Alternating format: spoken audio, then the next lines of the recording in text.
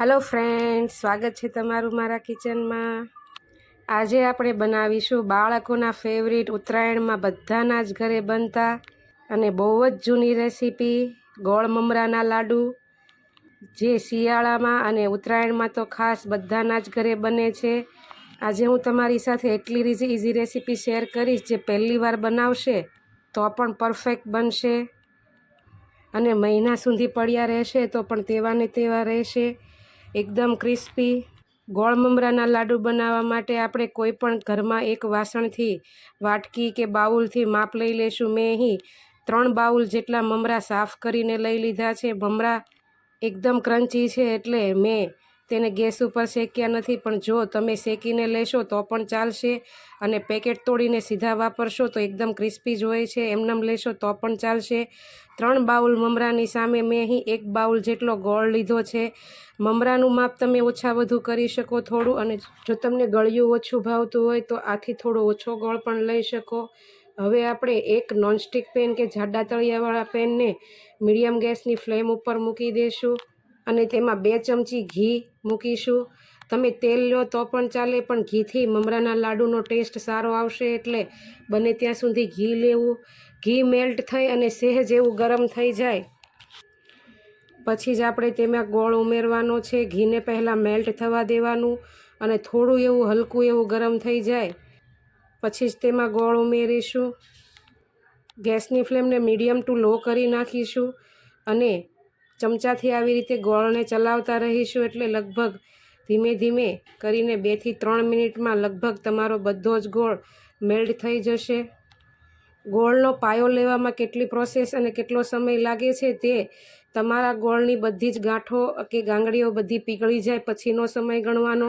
પહેલાં બધી જ ગોળને જે આપણે કતરણ કરીને લીધો છે તેને એકદમ સરસ એવો મેલ્ટ કરી લેવાનો અને આવી રીતે ગોળ તમે જુઓ તેમ એકદમ મેલ્ટ થઈ જાય, તેની ગાંઠો બધી જ પીગળી જાય પછી આપણે આવી રીતે ચમચાથી ચલાવતા રહીને લગભગ જ્યારે તમારો ગોળ ફૂલવા માંડે ત્યારે 4 થી 5 મિનિટ સુધી મીડિયમ ટુ લો ગેસની ફ્લેમ ઉપર ગોળને આવી રીતે ચલાવતા રહેવાનો છે, સ્થિર નથી રાખવાનો। 4 થી 5 મિનિટ પછી તમે જુઓ બબલ્સ પણ થવા માંડ્યા છે અને હવે એક વાટકીમાં પાણી લઈને આવી રીતે તેમાં ગોળના પાયાના થોડા ટીપા એડ કરીશું અને પછી હાથથી તમે જુઓ તો હજી ગોળ લાંબો થાય છે, એટલે દાંતે ચોંટે તો હજી આપણો પાયો આવ્યો નથી, એટલે હજી 2 થી 3 મિનિટ સુધી આવી રીતે આપણે મીડિયમ ટુ લો ગેસની ફ્લેમ ઉપર ગોળને ચલાવતા રહીશું। 2 થી 3 મિનિટ પછી તમે જુઓ તો પહેલાં કરતાં ગોળનો કલર પણ ફરીને એકદમ લાલ થઈ ગયો છે અને મિશ્રણ પણ એકદમ ઘટ થઈ ગયું છે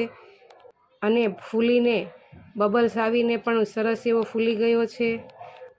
હવે ફરી પાછું આપણે આવી જ રીતે પાણીમાં આપણે 2 થી 3 ટીપા ફરી પાછા ગોળના પાયાના એડ કરીશું અને ચેક કરી લેશું તો તમે જુઓ તેમ આવી રીતે હાથથી ભાંગે તેવો થઈ ગયો છે। સહેજ એવો લાંબો થાય છે એટલે ફરી પાછું 1 મિનિટ સુધી ચલાવીને ફરીને આપણે ગોળને ઠંડો પાડીને ચેક કરીને જોઈ લેશું। જો હાથથી ભાંગી જાય એવો કાચના ટુકડા થાય એવા ટુકડા થઈ જાય એટલે આપણે ગેસની ફ્લેમ બંધ કરી દેવાની છે। તમે જુઓ તેમ એકદમ સરસ એવા ટુકડા થઈ જાય છે। કાચના ટુકડા થાય એમ તો આપણો ગોળનો પાયો તૈયાર થઈ ગયો છે। હવે ગેસની ફ્લેમને બંધ કરીને આપણે જે મમરા સાફ કરીને રાખ્યા હતા તે ધીમે ધીમે ચમચાથી ચલાવતા જઈને ગોળને આપણે મમરા એડ કરી દઈશું અને બધા જ મમરા ગોળથી કોટ થઈ જાય તે રીતે સરસ એવા મિક્સ કરી દઈશું।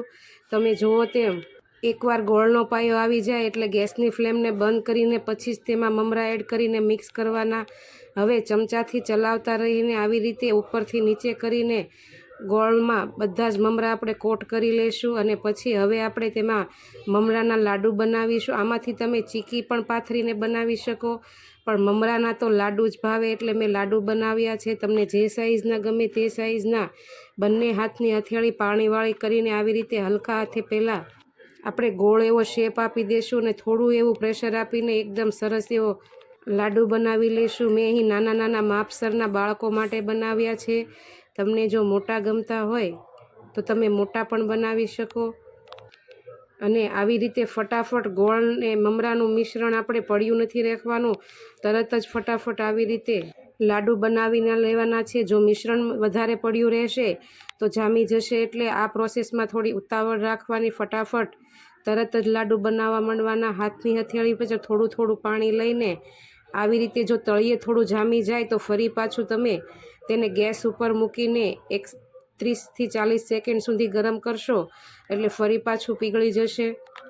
અને તે બધું જ લઈને ફરી પાછું આપણે લાડુ બનાવી લેશું. જો આવી રીતે મેં ફરી પાછું ગરમ કરીને તેને લઈ લીધું છે અને એકદમ પેનને સાફ કરીને બધા જ લાડુ બનાવી લીધા છે. શું તમે પણ મમરાના લાડુ આ જ રીતે બનાવો છો? તો મને કોમેન્ટમાં જરૂરથી જણાવજો. અને જો ક્યારેય ન બનાવ્યા હોય તો મારી આ ટ્રીકથી જરૂરથી ટ્રાય કરજો, એકદમ પરફેક્ટ બનશે. રેસીપી ગમી હોય તો લાઇક ને શેર કરવું ભૂલતા નહીં. મારી ચેનલ સબસ્ક્રાઈબ જરૂરથી કરજો, જેથી તમને મારી આવી નવી નવી રેસીપીના નોટિફિકેશન મળતા રહે. તો ચાલો કાલે ફરી મળીશું નવી રેસીપી સાથે. ત્યાં સુધી આવજો. જય શ્રી કૃષ્ણ.